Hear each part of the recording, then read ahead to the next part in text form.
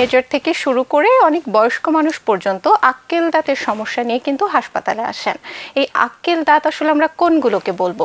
আসলে আমাদের মাড়ির উপরের এবং নিচের চোয়ালের ডান দিকের এবং বাম দিকের সবচেয়ে শেষের দাঁতটিকে আমরা আক্কেল দাঁত বলে থাকি। অনেকে একে উইজডম টিথ বলে থাকেন, আবার মেডিকেল ভাষায় কিন্তু আমরা একে থার্ড মোলার টিথ বলে থাকি। কত বছর বয়সী মানুষের আক্কেল দাঁত ওঠে? সাধারণত দেখা যায় 17 থেকে 25 বছরের মধ্যেই কিন্তু এই আক্কেল দাঁতটি মাড়িতে উঠে যায়। তারপরেও ক্ষেত্র বিশেষে দেখা যায় কারো আগেও উঠতে পারে, আবার দেখা যায় কারো বয়স্ক হয়েও উঠতে পারে। আক্কেল দাঁত ওঠার সময় কি কি সমস্যায় ভুগে থাকে? আসলে সুস্থ এবং স্বাভাবিক অবস্থানের আক্কেল দাঁত কোনো সমস্যাই করে না, কিন্তু দেখা যায় যদি দাঁত ওঠার সময় মাড়িতে পর্যাপ্ত পরিমাণে স্পেস না থাকে অথবা দাঁতের আকৃতি এবং অবস্থানের কারণে যদি দাঁত উঠতে বাধাগ্রস্ত হয়, সেক্ষেত্রে কিছু কিছু সমস্যা দেখা দেয়, যেমন পেরিকরোনাইটিস। এটা কিন্তু আক্কেল দাঁত ওঠার ক্ষেত্রে খুব কমন একটি সমস্যা।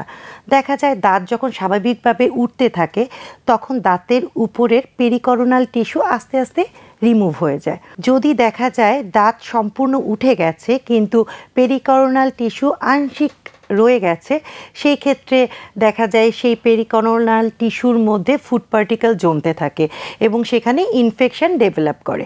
একেই আমরা পেরিকরোনাইটিস বলে থাকি। পেরিকরোনাইটিসটা আসলে মেইনলি হয় লোয়ার টিথের ক্ষেত্রে। এছাড়াও দেখা যায় যে যখন পেরিকরোনাইটিস হয় তখন কিন্তু পেশেন্ট সেই জায়গায় প্রচণ্ড পেইন ফিল করে, এবং এছাড়াও যদি পেরিকরোনাইটিসটা আনট্রিটেড অবস্থায় থাকে সেই ক্ষেত্রে দেখা যায় সেখানে অ্যাবসেস ফর্ম করে। এছাড়াও যদি দাঁতের পজিশন সঠিক না থাকে সেই ক্ষেত্রে পাশের দাঁতটিকে কিন্তু ক্ষতিগ্রস্ত করে ফেলে।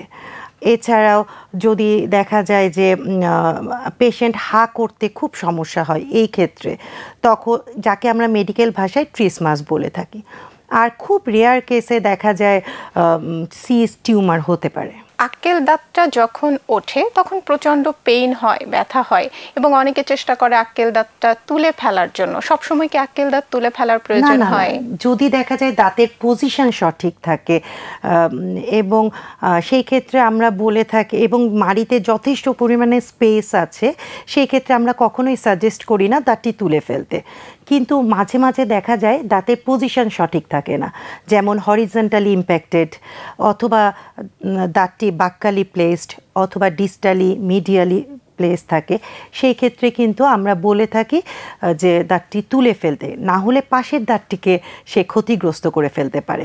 সবার প্রথমে আমরা যেটা বলি পেশেন্টদের, একটা পুরো মুখের এক্স রে করতে, যাকে ওপিজি বলা হয়।